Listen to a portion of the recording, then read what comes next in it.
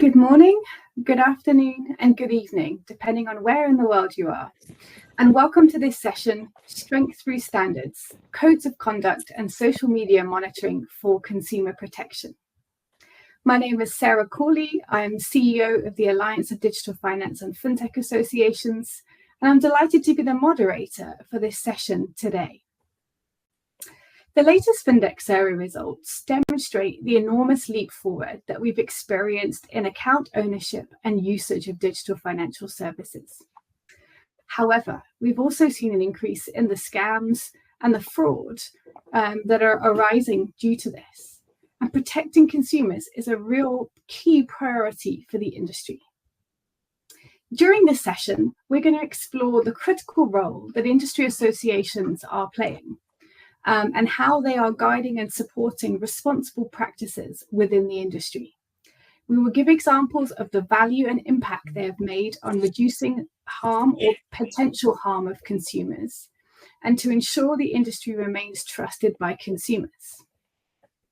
Through research led by CGAP with input from Alliance of Digital Finance and FinTech Associations, many examples of good practice led by associations have been identified and will be publicly shared when the publication for this is produced in 2026. So it's a pleasure to have Eric Duflo, Consumer Protection Lead at CGAP, join today, we have been collaborating together on this publication and research. Alongside that, we have 3 representatives from different associations across the globe who are dedicated time and resources to protect consumers. We have Sugandh Saxena, the CEO of FinTech Association for Consumer Empowerment, or FACE for short. We have Valeria Avalos, Communications and Corporate Affairs Manager at FinTech Chile, and so we've got 2 different parts of the world represented there.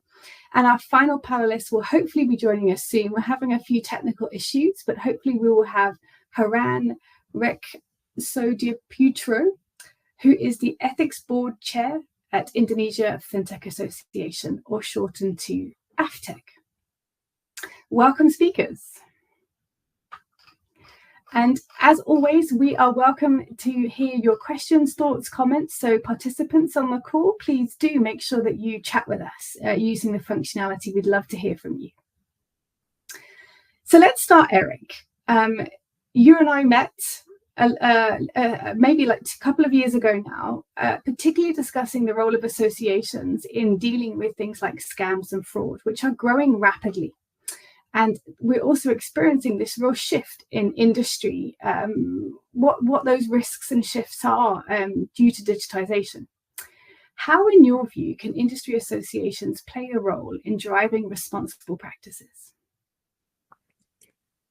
Thank you, Sarah. So I think you will all agree on this line that we're experiencing a major evolution in the financial sector, and we have been for the last few years, and it's accelerating. We're seeing many more players who are working in the financial sector, whether they are, these are fintechs or MNOs, which have been involved for already quite a few years. Also, platforms getting more involved. We're seeing a very rapid increase in the use of consumers' data, also to design and deliver financial services to new people who were not in the formal sector before. And we're also seeing the very rapid evolution of AI, which has been around for a while, but which is really accelerating its role in the financial sector. We're seeing also many more authorities being involved in the financial sector, with all these new players entering the sector, data protection authorities, telecom authorities, in some cases, AI authorities. So, and we're seeing also an increase in risks for consumers, especially in digital financial services. In 2022, for the first time ever, to my knowledge, we had some significant global data showing that digital financial services were creating risks that grow faster than the actual adoption of the technology by consumers. So this was particularly true, and Sarah, you were mentioning this, that frauds and consumer data misuse were accelerating. Therefore, we at CGAP and in the international community and also many national authorities are getting much, much more concerned about these risks affecting consumers' experience and their trust in the financial sector. So what does that mean? That means that we need to step up as an ecosystem. We need to step up our effort to ensure that consumers have a good experience and ensure that financial services provide them good outcomes. Because ultimately, this is what financial inclusion or inclusive finance is about. It's about providing good outcomes. And CGAP has designed a framework to step up this consumer protection that is called enhancing more responsible digital finance ecosystem. And what is important in this approach is, I would say, two things. To summarize it very quickly, first is to enhance collaboration among different actors, given that there are so many new actors. Not one of them can find the solution for the issue that I have described earlier. It has to be through a joint commitment and through much, much stronger collaborations. And then the second one is customer centricity. Again, we need the entire ecosystem needs to focus much more on ensuring that the experience and the outcomes for consumers are really, worthy. So the role of digital finance and fintech associations is critical. They are a very important actor in this ecosystem who can contribute through codes of conduct. So we're going to hear much more from our colleagues. But just to say that consumer associations are also an important actor. Of course, the providers themselves, the authorities play a key role because they have a mandate to protect consumers also. But in this whole ecosystem, I think we need to raise the voice of these industry associations that represent fintech and digital financial service to ensure that they contribute to this more responsible ecosystem. Thank you very much, Eric. And one way in which a lot of this discussion today will be about exploring the different ways in which three associations are taking that challenge and collaborating with and leading their industry in tackling these issues. Valeria, let me come to you first. One way in which you can impact more than one player in the industry and support responsible practice in the market is through a code of conduct. Can you explain to us why FinTech Chile created their code and give us a flavor of what that code includes? Yes, of course. Thank you, Sarah. So one of the first things that we did in FinTech Chile was to create our code of ethics and conduct back in 2019. This was a way to promote responsible, transparent, and ethical practices within Chile's growing FinTech industry. When the code was first drafted, there was no specific regulation for the fintech industry in general. So us, with the staff and the members of FinTech Chile, recognized the need to establish its own framework to guide both members and staff, so that we can have an internal governance and that we can ensure that the innovation that we are handling grows hand in hand with integrity, consumer protection, and fair competition. So all of the members, when they join FinTech Chile, they know that they have to sign up to this code of conduct and ethics. And what the code says is principles, obligations, and standards of behavior that every member company must follow. We can, I was telling Sarah and Eric that this has over 20 pages that they must read. But if we summarize this, it has 5 key areas. The first one is integrity and transparency in all business dealings, since we're competing and since we want to have really good products and services for a better financial inclusion. Also, number 2, confidentiality and data protection, particularly around users and clients' information. 3, compliance and free competition laws, avoiding any coordination or exchange of sensitive information amongst competitors. 4, fair treatment and of consumers. This is very important. And clear, transparent communication of products and services. And finally, internal governance and accountability, including an ethics committee that oversees compliance and imposes sanctions when needed. For us, the code isn't just a set of rules. It's part of the association's broader mission to build trust in the fintech ecosystem, ensure responsible innovation, and position Chile as a regional leader in ethical and sustainable financial technology. We want to pursue that we really are having financial inclusion, that this is safe for all of our consumers, users, and society in general. And the code of conduct sets this this trust that we want to build and that we have built in the past years. Thank you, Valeria. I really love that sentence you said, not just rules, but a mission. This is a way that members of the association and the association itself are really stopping and creating a stance that says we want to be ethical and sustainable.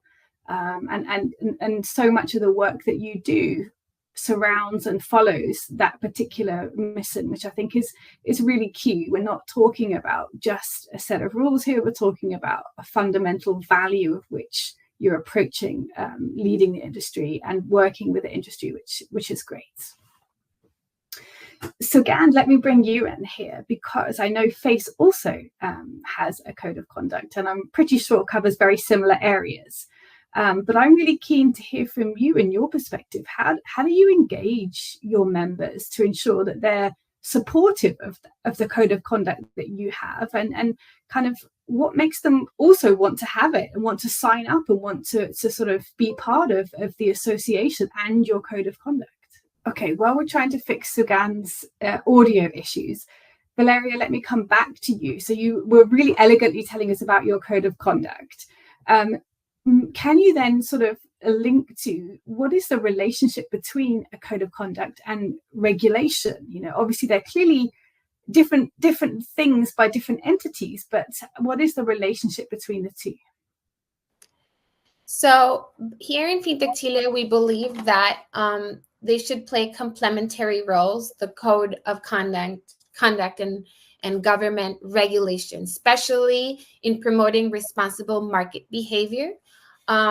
Usually for us, regulation is imposed by the state. It sets the minimum legal standards that every company must follow and is enforced by public authorities. In Chile's case, for example, we have Comisión para el Mercado Financiero, which is the CMF.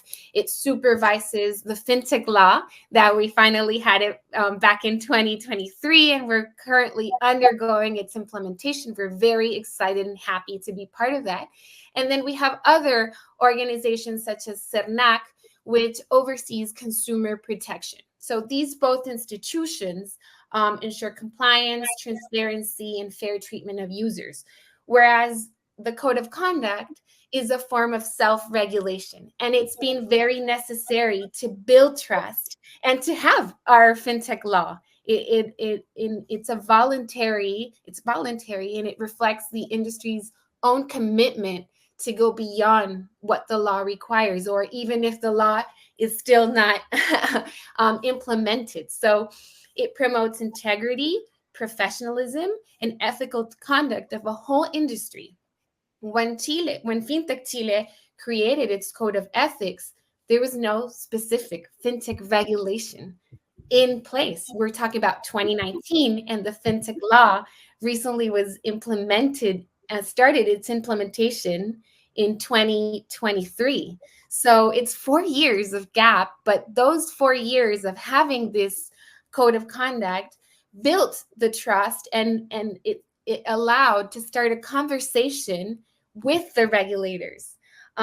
This code helped to fill the gap, to set these standards of fair competition, confidentiality, consumer transparency, and good governance for each one of our members. The code complements and anticipates regulators, and it also demonstrates that the industry can organize itself responsibly, aligning with the objectives of the CMF and CERNAC, or even pushing a little to set the standards or better standards, and obviously building this trust amongst regulators, investors, consumers, which is essential for the healthy and sustainable growth of Chile's fintech ecosystem. I think it's one of the most valuable assets that we've had to create the fintech law. Thank you so much, Valeria. I think you're saying that it feels it can either fill a gap where such regulation perhaps hasn't come into place yet. It can set sort of perhaps higher benchmarks in some ways than perhaps regulation does, or certainly in certain segments. Or be in anticipation of something that is going to happen in the regulations. But ultimately, it plays quite a different role, yet really tries to drive a similar thing, trust in the industry, trust in the digital financial services, which hopefully increases usage, which is a lot of what we're trying to do.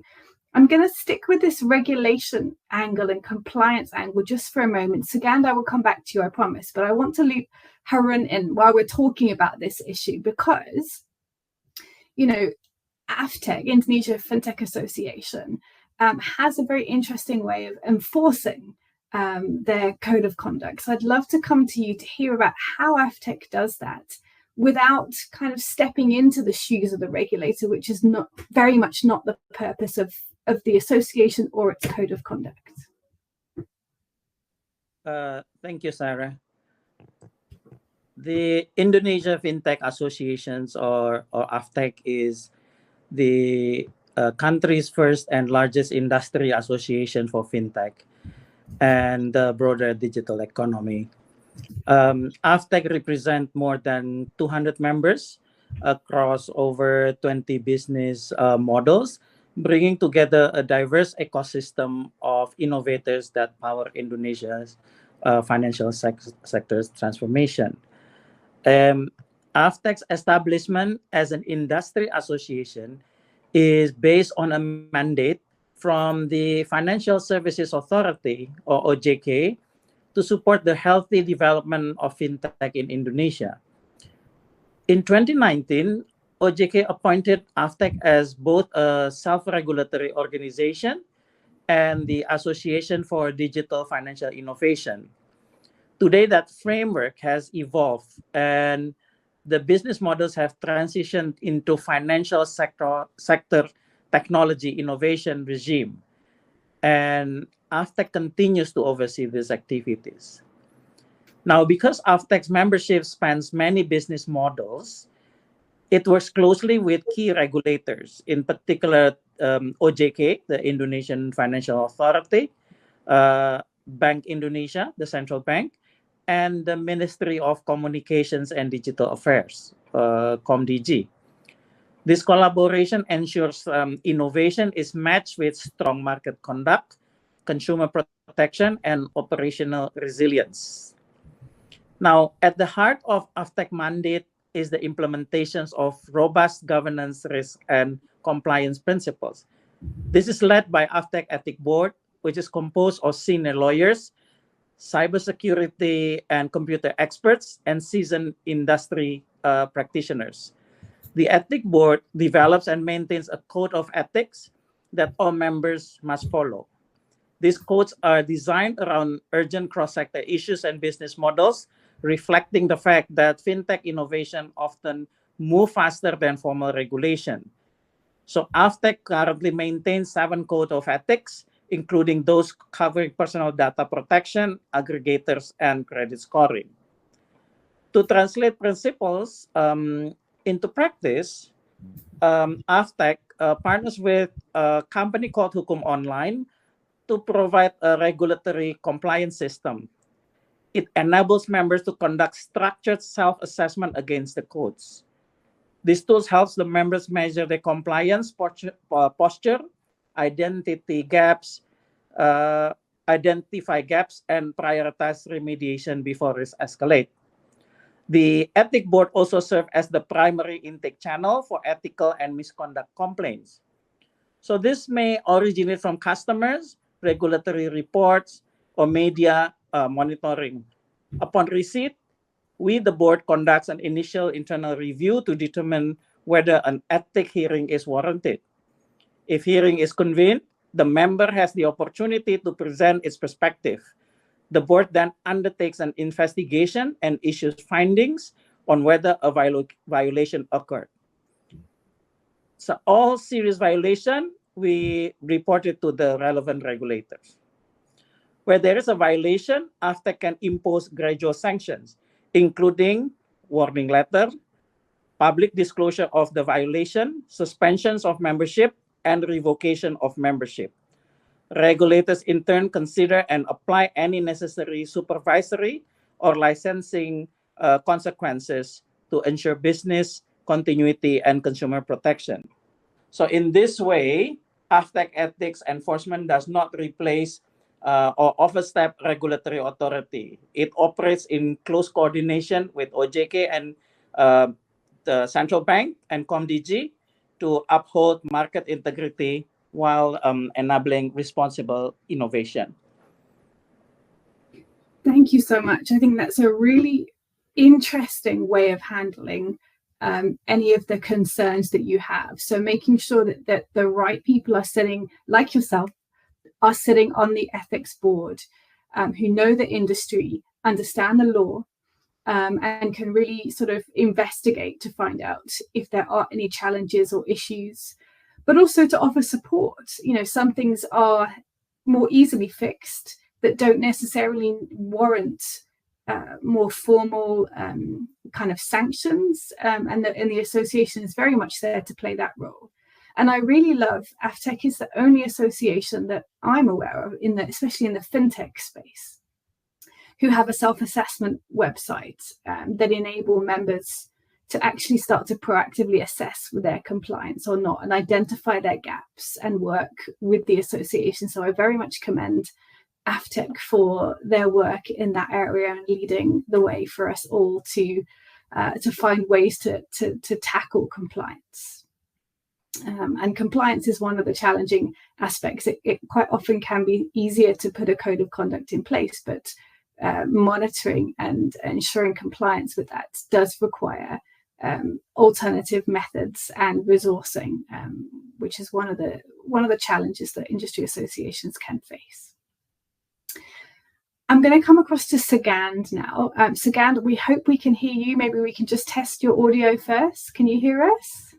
Try leaving and coming back, but we will come back to you when we've sorted your audio issues out and can hear more about the important work of FACE, because actually that is really, really important to figure out and hear from Sugand. So let's bear with Sugand and hopefully can come back and hear more about the work of FACE and their code of conduct and how they engaged. In the meantime, I can actually see one interesting question that has come in the chat that is to you, Valeria. So I think hang on, Sugand is back. Let me just see if I can test Sugand's audio. Can you hear me now? Yes, we can. Okay. Amazing. Oh, we are delighted. So Yeah. let me recap that question, for you, but also for the audience listening. So FACE, like the other associations, have a code of conduct. How did you engage with your members to ensure that they were on board and supportive of the code? And what benefits do your members report that it brings them? Yeah, thank you, Sarah, and sorry about this. So I guess, our, framing of code of conduct is really the bottom-up approach. It's not something that we think that we should have. Ultimately, the, code of conduct comes from the members, which itself means that from the early on, there is a buy-in from the members, because as a group, they feel that they need to standardize certain practices or they have to stop certain practices. And that is how they come together. So invariably, the demand for any code of conduct or standard come from the member. Second, I think, in our communication, in our standing, we have been very clear to say that, while we are industry body, our mandate as a SRO for the fintech sector is really ensuring the integrity, market conduct, and customer protection. And therefore, there's no two-way about it, which really helps us to get members subscribe to those standards. And even, starting with onboarding, we ensure that, members are very clear about this. Is part of our agreement, it's part of our membership process, that any standards which comes, which frame, they have to follow that. So I think these things really help us to have a very unambiguous position with respect to our members about the expectation. uh, and we only get those members who subscribe to them. So I think these are a few things which I would like to sort of highlight at this point. Thank you, Sugandh. And it's really refreshing, I think, to hear that the drive for the code of conduct comes from the members. Ultimately, there are a lot of digital finance and fintech providers out there who are wanting to do the right thing, and who themselves also, want to keep out of the industry the players who are not acting in the best interest of the consumer. So it's great to hear that this is for FACE was a member-driven initiative and not something that the members feel that were imposed on them, but is something they welcome. And Sugandh, while we have you and the audio is working, let's go to the next question for you, which is, can you give us an example of where this sort of kind of self-regulation approach through your code of conduct has actually, successfully reduced potential or, to harm to consumers or strengthened their trust?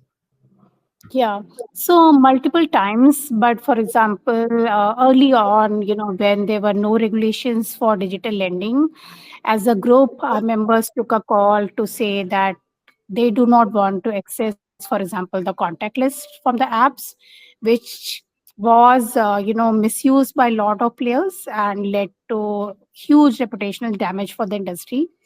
Of course, it was something which was very useful for legit use cases. People have made models looking at context. It was something which was very useful for the fraud prevention and so on. But given that this particular functionality is more misused than used, as an industry, as a members, they took a call that they don't want to allow this particular thing. And once we did it, something which even regulator adopted later on. So once the final regulation came in, this was something which was taken by the regulator and framed in the regulation. Similar was, disclosure with respect to website, that who the fintech partner is. Something which was very patchy, somebody was doing it and somebody was not doing it. Again, as a group, we took a call that you can't be a fintech NBFC if you don't have a website, right? And things like that. Again, something which we enforce with our members, and we finally saw also regulator mandating this thing. So, what others were saying before, we know perhaps as a association problem statement much better, being closer to the market. And therefore, for us, it's very important to, take that first step to say, okay, this is what has to be done. Obviously, we cannot solve for everybody. And this is where the regulator will come in to ensure that it's uniformly applied. Thanks again. That's some great examples there of showing how the code of conduct, as Valeria was actually mentioning earlier, anticipates or is even ahead sometimes of regulation, to make sure that the industry is really producing products and services that are actually going to benefit and reduce harm wherever possible to consumers. And it's fascinating to hear how regulation followed some of your code of conduct and recommendations that your members made. And there's a really good question that's come in from Hema that I'm going to interrupt our conversation with, because I think it's a really good one, and one that I know when we were prepping for this session we debated, and I think is an important one to raise. So given the dual mandate to both promote fintech growth but oversee ethical conduct, how do you navigate the potential conflict of interest between things like self-reporting and using kind of codes of compliance, because you can see that there are arguments where industries, the growth versus good practice could potentially have some sort of conflict. Harun, I'm going to come to you because this was something I know that you spoke about when we were having our discussion. So let me pose that question to you. Yeah, thank you, Sarah. I think the balance is important. We try to be as independent as possible. The intention of the ethic board, when we are implementing the code of ethic, is not to punish the members, but basically to make sure that everyone follows the rules, and this is something that we keep educating the members, that following the code of conduct, code of ethic is for everyone. It give everyone a good platform to grow the business, but it is also a safer and more resilient digital ecosystem. Thank you so much, Harun. Valeria, is there anything you might want to add to that? Yes, I think that in a way, it's about building a culture of integrity rather than just enforcing compliance. Like, it must be there, as Harun says, there must be a balance, because as we see it, when fintechs succeed when users trust them. And trust comes from values that endure, even as technologies and regulations change. So we have to, there was another question around that I saw where it was like a principle-based conduct or a rules-based conduct. And I think it's a bit of both. And in that sense, what we've also seen, Sarah, is that reputation, as trust is also a very important asset, reputation is also a very important. So when one makes a mistake, it affects the others. And luckily, our members are very aware of that, especially because when they join Fintech Chile, it's not an easy procedure. They have to go through standards. We check the background of each one of these fintechs so that they can join Fintech Chile, and they have to sign this code of principles and code of ethics and rules all together so that they can be part of this ecosystem. So I think that it's very important that we set it as an industry culture more than just a set of rules. It's trust, reputation, growth. It's all together. I mean, there are many ways we could look at fintech growth and industry growth, and actually, growth is only sustainable and ethical if it's done in a responsible way. And fine, there might be some who grow quickly and shortcuts, but there is a reputational damage, not just for that individual, but for the whole industry that comes from that. And I think a lot of that's why I would imagine many of the members of Fintech Chile, AFTEC, and FACE sign up is for that very reason, to try and maintain trust and a positive reputation for the industry. In the last few minutes, we haven't got long, and please keep the questions coming in because we're going to try and capture as many as we can and respond to as many in the chat as well. But I just want to sort of pull one last thread, Sugan, from you, because I think what FACE does in terms of how it listens to consumers, how it uses the power of social media is very interesting to hear. So my last question for you, Sugan, is how is FACE using social media monitoring to detect some of the issues that consumers are having challenges with? Thanks, Sarah. So I guess two main sources for us. One, of course, is in general social media. So we use a tool and we feed it every day with the new members that we keep joining and try to understand, what kind of sentiment is coming, both at a aggregated level, but also specific to a particular company. So every week, we sort of run this and we see what kind of feedback is coming. But even more powerful is really the Play Store, reviews for us.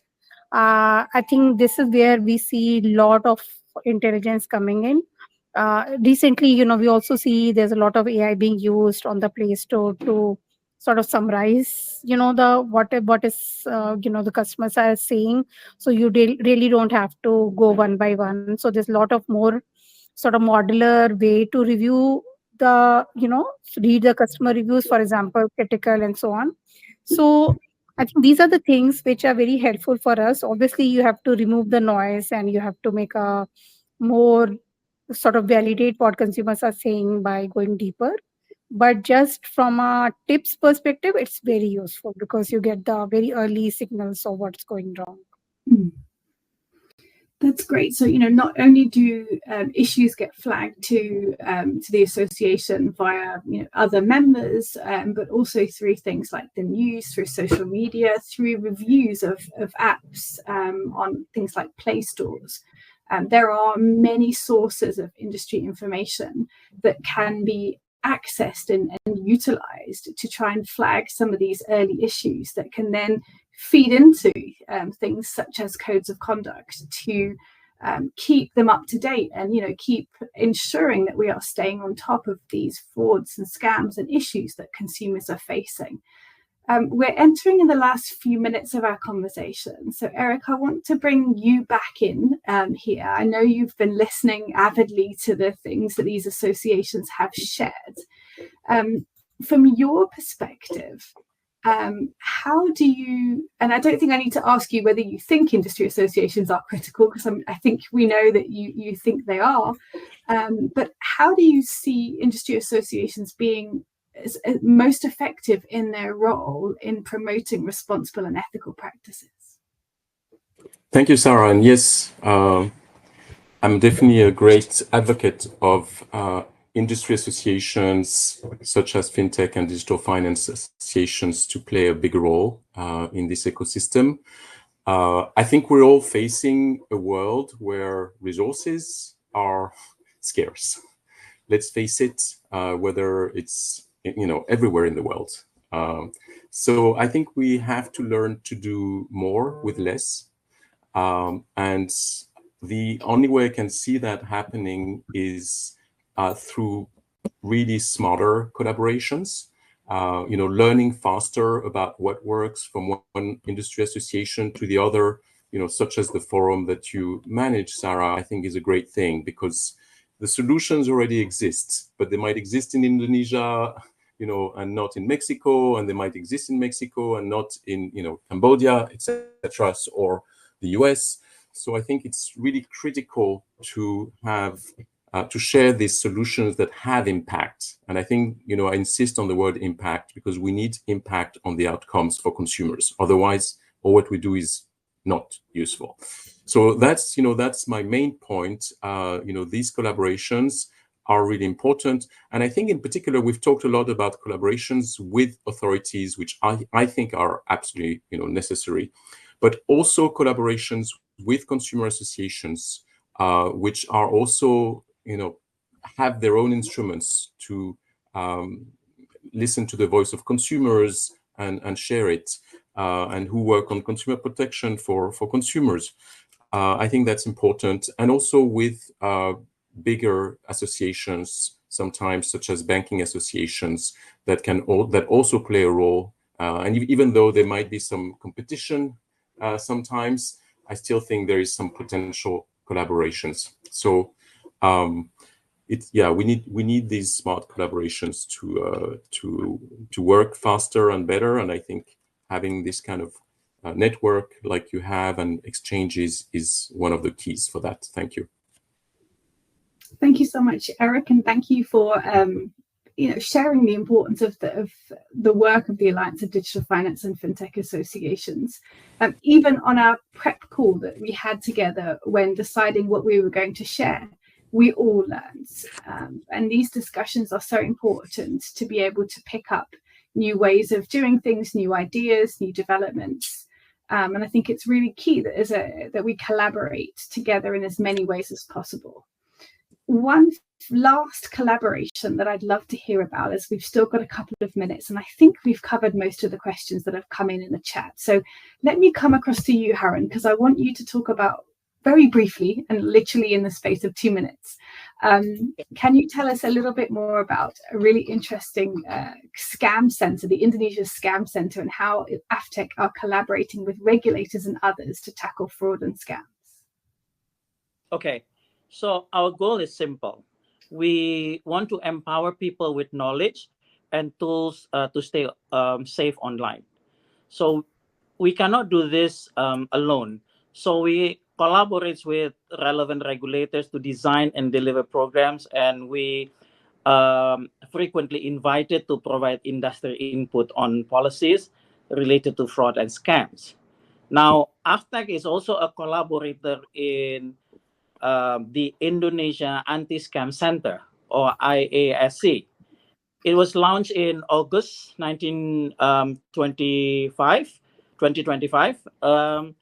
by senior officials from OJK, the Indonesian Financial Services Authority, the Central Bank, Bank Indonesia, Komdigi, Ministry of Communication and Digital Affairs, the National Cyber and Crypto Agency, and the police. So this is a very important platform, IASC, to coordinate response, streamline reporting, and strengthen public protection.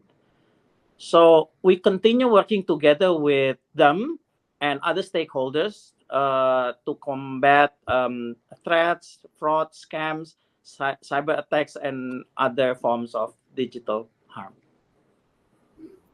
Wonderful. What a great example of different entities collaborating together with the same aim to protect consumers. Thank you for sharing that with us, Harun.